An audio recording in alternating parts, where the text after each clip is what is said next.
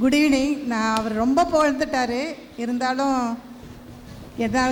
எனக்கு சொல்ல வேண்டியதை நான் சொல்ல விரும்புகிறேன். Good evening father Rajan, father Nelson, father Jones, father Satish not here, and also good evening to all the teachers, children, parents, all the workers. நான் இங்கே வந்திருக்கிறது எனக்கு மிகவும் ஆனராக இருக்குது, ரொம்ப சந்தோஷமாக இருக்குது. நான் உங்கள்கிட்ட ஒரு கேள்வி கேட்குறேன். எல்லோரும் மகிழ்ச்சியாக இருக்கிறீங்களா? எப்பொழுதும் மகிழ்ச்சியாக இருக்கிறீங்களா? இந்த கேள்விக்கு நீங்கள் கேட்டு பாருங்கள், அடிக்கடி கேட்டு பாருங்கள். நான் நீங்கள் என்ன சொல்லலாம் அப்படின்னு சொல்லி யோசிச்சுட்டு இருக்கும் பொழுது திடீர்னு இந்த ஒரு வார்த்தை எனக்கு ஞாபகம் வந்துச்சு, மகிழ்ச்சி அப்படின்னு. சென்ற புதன்கிழமை 2 நாளைக்கு முன்னாடி நான் ஐஓபி பேங்க்கு போயிட்டுருந்தேன். போயிட்டு வந்த உடனே வாசலை விட்டு இறங்கணுன்னே ஒரு குரல் கேட்டது, இது என் மனைவிக்கு அப்படின்னு. திரும்பி பார்த்தா ஒரு பிச்சைக்காரர், வயசானவர், ஆடையெல்லாம் கிழிஞ்சிருக்கு, ரொம்ப அழகாக பேசுகிறார். ஒரு வேளை எஜுகேட்டடாக இருக்கலாம், இப்போ பச்சை எடுக்கலாம். யாரோ ஒரு சாப்பாடு பேக்கெட் கொடுத்துருக்குறாங்க, ஒரு டப்பாவில் அப்பளம் ஒரு பிளாஸ்டிக் கவரில் கொடுத்துருக்குறாங்க. அதை வாங்கி வச்சோன்னே அவருக்கு ஒரே சந்தோஷம். அவர் முகத்தில் அந்த அப்பளத்தை எடுத்து அவர் கொஞ்சம் வச்சுட்டு சாப்பாட்டில் பாதி எடுத்து அந்த பிளாஸ்டிக் கவரில் போட்டுட்டார். மீதி அந்த அப்பாவை மூடி வச்சுட்டு சொன்னார், இது என் மனைவிக்கு, இன்றைக்கி எனக்கு மனைவிக்கு சாப்பாடு கிடச்சிருச்சு, எனக்கும் சாப்பாடு கிடச்சிருச்சுன்னாரு. மணி 12:05 இருக்கும். அப்போ எனக்கு ஒரே ஷாக்காக இருந்தது. திரும்பி வந்தேன், கொஞ்ச நேரம் அவரையே உற்று பார்த்தேன். என்னால் முடிஞ்ச சிறு உதவியை செய்தேன். அவர் முகத்தில் இருந்த ஒரு சந்தோஷத்தை பார்த்தப்ப எனக்கு இன்னும் அந்த மறக்க முடியல. ஏன்னா ஒரு வறுமையிலும் ஏழ்மையிலும் தனது மனைவிக்காக தனது உணவில் பாதியை எடுத்து வைக்கின்றார். அது கொஞ்சம் தான் இருந்துச்சு அந்த டப்பாவில் சாப்பாடு, ஒரு இவ்வளோடு சாப்பாடு தான் இருந்துச்சு. அதில் அவர் பாதி சாப்பிட்டு அவருக்கு வச்சார். இதுதான்ப்பா மகிழ்ச்சி. பிறரோடு பகிர்வதில் மகிழ்ச்சி, பிறரோடு அன்பை பகிர்வதில் மகிழ்ச்சி, தன்னை தியானம் செய்வதில் தான் உண்மையான மகிழ்ச்சி இருக்குது. எல்லாருக்கும் கதைனா ரொம்ப பிடிக்கும்ல. ஒரு சின்ன கதை. ஒரு கிராமத்தில் ஒரு எப்பவுமே எல்லாருமா சேர்ந்து ஆடுவாங்க, பாடுவாங்க. இப்போ எப்படி நம்மளாம் ரொம்ப சந்தோஷமாக இருக்கிறோம், நம்ம குழந்தைங்க ஆடுறதையும் பாடுறதையும் கேட்டு, அவங்க படிக்கிறதெல்லாம் கேட்டு மெய் மறந்து உட்காந்துருக்குறோம் இல்லையா? அதே போல் வருஷத்துக்கு ஒரு தடவை எல்லாரும் அங்கே டான்ஸ் ஆடி மகிழ்ச்சி செய்வாங்க. அதே போல் அந்த ஆண்டும் அந்த திருவிழாவுக்காக தயாரித்து கொண்டு இருக்கும்போது வேற ஒரு குரூப் உள்ளே வந்துருச்சு. அவங்க சொன்னாங்க, நீங்கள் இத்தனை வருஷம் ஆடினீங்க இல்லையா, நாங்கள் இந்த வருஷம் பாடிக்கிறோம், அதனால் விட்டு கொடுங்க நாங்கள். அதனால் 2 குரூப்புகளுக்கு இடையே ஒரே சண்டை. இதை பார்த்து கொண்டு இருந்த ஒரு பெண்மணி யோசித்தாங்க, 2 பேரும் இப்படி சண்டை போட்டால் நமது கிராமம் பிரிஞ்சிடுமே, இதுக்கு என்ன செய்யலாம் என்று யோசித்தாங்க. தன்னுடைய ஃப்ரெண்ட்ஸ் கொஞ்சம் பேரை கூப்பிட்டு ஆலோசனை நடத்தினாங்க. இது இப்படியே போனோம்னா ஒரு குரூப்பு பாடலுக்கு போகும், ஒரு குரூப்பு நடனத்துக்கு போகும், நம்ம வில்லேஜில் இவ்வளோ நாள் இருந்த ஒற்றுமை போயிடும், என்ன செய்யலாம் அப்படின்னாங்க. சில ஃப்ரெண்ட்ஸ் ஐடியா கொடுத்தாங்க, பாடுறவங்க பாடட்டும், ஆடுறவங்க ஆடட்டும், பாடல் குழு பாட, நடனம் ஆடுறவங்க நடனம் ஆகட்டும் என்று கொடுத்தார்கள். ஆனால் இதை ஏற்றுக்கொள்வார்களா என்பது தான் சந்தேகம் என்றார்கள். ஆகவே அவருடைய நண்பர்கள் ஒவ்வொருவரும் தனித்தனியாக சென்று நடனம் ஆடுபவர்களிடமும் இந்த பாடல் குழுவினரிடம் பேசினார்கள். கடைசியில் இருவருமாக முடிவுக்கு வந்து ஆடல் பாடலுடன் அந்த திருவிழாவை கொண்டாடினார்கள்.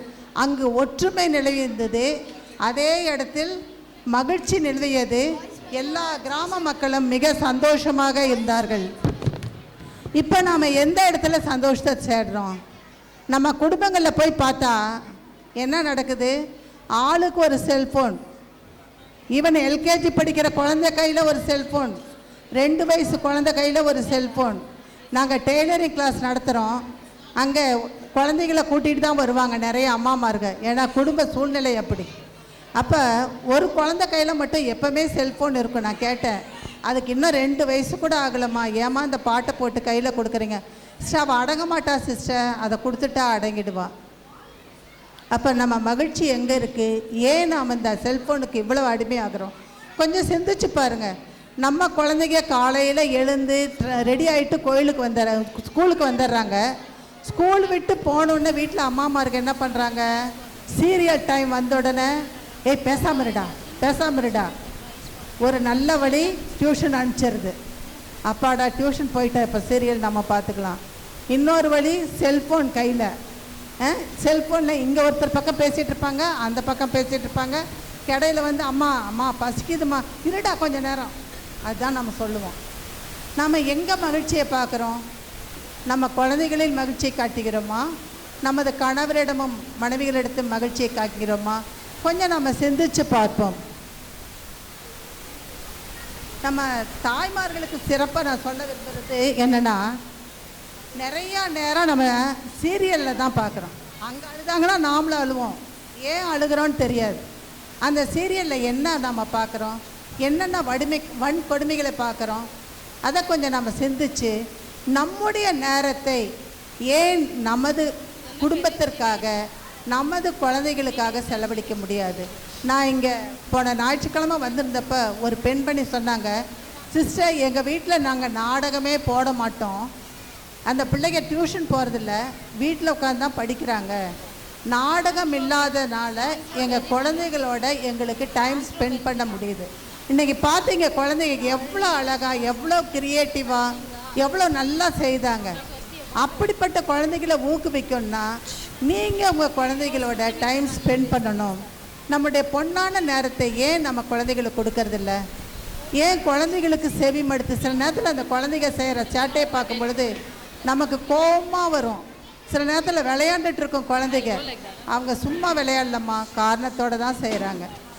அந்த குழந்தைங்க ஸ்கூல்லேருந்து வந்தோடனே நீங்கள் கொஞ்ச நேரம் அதுங்களுக்கு செவிமடுத்து என்ன செய்தாங்க, அவங்களுக்கு வயிறுக்கு ஏதாவது சாப்பிட்றதுக்கு கொடுத்த பிறகு என்ன செய்கிறாங்கம்மா, இன்றைக்கி என்ன கிளாஸ் எடுத்தாங்கன்னு கேளுங்க. ஒரு மாதிரி சோகமாக, ஒரு நாள் ஒரு பொண்ணு எங்கள் டியூஷனுக்கு வந்தப்போ ரொம்ப சோகமாக இருந்தேன். அன்றைக்கி நாங்கள்லாம் பிஸியாக இருந்தோம், எங்கள் ப்ரொவின்ஷியல் விசிட். நான் அவளை கூப்பிட்டு, ஏன் ஷாலினி இன்றைக்கி ரொம்ப சோகமாக இருக்குன்னு. என்னன்னே தெரியல சிஸ்டர், எனக்கு ரொம்ப டயர்டாக இருக்குது. அப்புறம் போய் பார்த்தா அவள் மதியானம் சாப்பாடு இல்லை, அவள் சாப்பிடல, சாயந்தரம் ஒன்றும் குடிக்கல. கண்டிப்பாக அந்த குழந்தை சோகமாக தான் இருப்பாள். ஏன்னா அவளுக்கு ஸ்டெப் மதர், அம்மா இல்லை, அம்மா இறந்துட்டாங்க. அவள் வீட்டில் 10th படித்தாலும் எல்லா வேலையும் அவள் செய்துட்டு ஸ்கூலுக்கு போவாள், வந்து எல்லா வேலையும் செய்துட்டு தான் அவள் டியூஷன் வருவாள். அவளுக்கென்று அங்கே ஒன்றுமே இல்லை. ஆகவே குடும்பத்தில் ஒற்றுமை நிலவினால் குழந்தைகளிடம் நம் பாசத்தை நாம் காட்டுவோம், எல்லாரிடமும் நாம் மகிழ்ச்சியாக சந்தோஷமாக இருப்போம். ஆகவே I want to congratulate everyone involved in this organizing event. Your hard work has brought us all together to celebrate the spirit of learning and creativity. Let us make this day a memorable day and inspiring to all. I sincerely thank you, dear fathers, for giving me this opportunity to spend this hour with you, and your parents, I can tell something what I can want to tell you. So dear parents, தினந்தோறும் உங்கள் குழந்தைகளை ஆசீர்வதிங்கள், அன்பு முத்தத்தை பொழிந்து ஸ்கூலுக்கு அனுப்புங்க. கண்டிப்பாக உங்கள் குழந்தை படிக்கும். எனக்கு தெரிய ஒரு குழந்தை, அவன் ஸ்கூலுக்கு போகும்போது அவங்க அப்பா முத்தம் கொடுத்து அனுப்பிச்சாருன்னா அவன் ஓ கிரேட் வாங்கிட்டு வருவான். அன்றைக்கி முத்தம் கொடுக்கலைன்னா 0.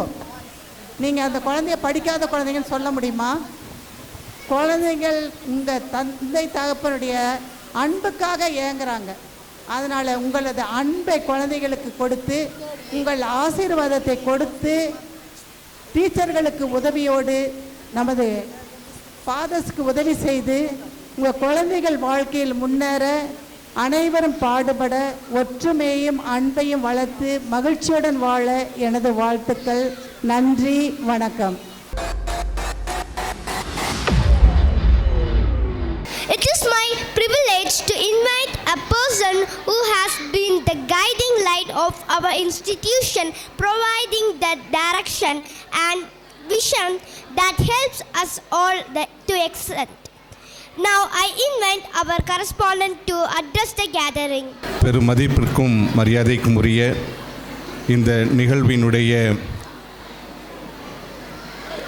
சீஃப் கெஸ்ட் அருட்சகோதரி ஆண்டனேட் மற்றும் பிரின்சிபல் தந்தை அவர்கள், அன்பு பெற்றோர், ஆசிரியர் பெருமக்கள், மாணவர்கள் அனைவருக்கும் இந்த மாலை வணக்கம். இந்த தருணத்தில் நமது 3, 4, 5 வகுப்புகளில் உள்ள மாணவ மாணவிகள், அவர்களுடைய பெற்றோர்கள் ஆகிய நீங்கள் வருகை புரிந்து இந்த நிகழ்வை சிறப்பு செய்து கொண்டிருக்கின்றீர்கள். உங்கள் அனைவருக்கும் நன்றி. நமது பிள்ளைகளை சிறப்பான விதத்தில் தயாரித்து அவர்களை இங்கு அழகுபட இந்த நிகழ்வுகளை இங்கு அவர்கள் சிறப்பாக வெளிப்படுத்துவதற்கு உறுதுணையாக இருந்தவர்கள், பயிற்சி அளித்தவர்கள் உங்களுடைய மாணாக்களினுடைய வகுப்பு ஆசிரியர்கள் மற்றும் பாடம் நடத்தும் ஆசிரியர்கள், அனைத்து ஆசிரியர்களுக்கும் எனது சிறப்பான நன்றிகளையும் வாழ்த்துக்களையும் பாராட்டுக்களையும் தெரிவித்துக் கொள்கின்றேன். அன்பு பெற்றோரை, இதோ உங்கள் பிள்ளைகள் மிகவும் வெவ்வேறு நிலைகளில் அவர்கள் தங்களுடைய ஆற்றலையும் திறமையும் கொண்டிருக்கின்றார்கள் என்பதை இந்த போட்டிகள் இந்த நிகழ்வுகள் நமக்கு எடுத்துரைக்கின்றது. எனவே தொடர்ந்து உங்களுடைய பிள்ளைகளை இதுபோல அவர்களை உற்சாகப்படுத்தவும், அவர்களுக்கு ஆசிரியர்கள் எடுக்கின்ற முயற்சிகளுக்கு ஒத்துழைப்பு நல்கவும், கல்வியில் மட்டுமல்ல அனைத்து நில பயிற்சிகளிலும் ஆற்றல்கள் திறமைகளை அவர்கள் வெளிப்படுத்துகின்ற கலை நிகழ்ச்சிகளிலும் அவர்களுக்கு தொடர்ச்சியாக உங்களுடைய ஒத்துழைப்பையும் உங்களுடைய அனைத்து ஆதரவையும் தந்து நம் பிள்ளைகளை இன்னும் அதிகமான உயர்வான தளங்களுக்கு எடுத்துச் செல்ல எங்களோடு இணைந்து நிற்க உங்களை அன்போடு நான் வரவேற்கின்றேன். உங்களுடைய உதவியும் எதிர்நோக்கி இருக்கின்றோம். எனவே இந்த தருணத்தில் இந்த நிகழ்வுகளை தொகுத்து வழங்குகின்ற ஆசிரியர் பெருமக்கள் மற்றும் அவர்களை வழிநடத்துகின்ற நமது பிரின்சிபல் ஃபாதர் நெல்சன் அவர்களுக்கு மீண்டுமாக நன்றியை தெரிவித்துக் கொள்கின்றேன். உன் அனைத்திற்கும் நன்றி. Thank you. Thank you, friends. Let us be grateful to the people who makes us happy. Now I invite Pratishaya to deliver the vote of thanks. Gratitude is the fairest blossom which springs from the soul, a pleasant and graceful, leading to our most valued honorable chief guest, management, worthy teachers, parents, my dear friends, and everyone gathered here on behalf of my school and the entire fraternity of the institution. First of all, I extend my most sincere thanks to the Almighty God for making today's event a resounding success. I extend a really hearty vote of thanks to our chief guest, Sister Antoinette, who spared time from his busy schedule to grace the occasion. A special mention to thank our school management who have always been supportive of our initiative and encourage us to strive for excellence. I would also like to extend my gratitude to our teachers who have been our guiding lights, imparting wisdom and knowledge to us and nurturing our talents. Our sincere gratitude goes to all parents and well-wishers for your solid support and encouragement. Without your support, children will not be able to achieve excellence. Thank you so much for attending this event. Finally, I would like to thank our budding rock stars that made this event joyful with their impressive performance. Last but not least, a big thank you to each one of you who made this annual day celebration memorable for all of us. Thank you, everybody.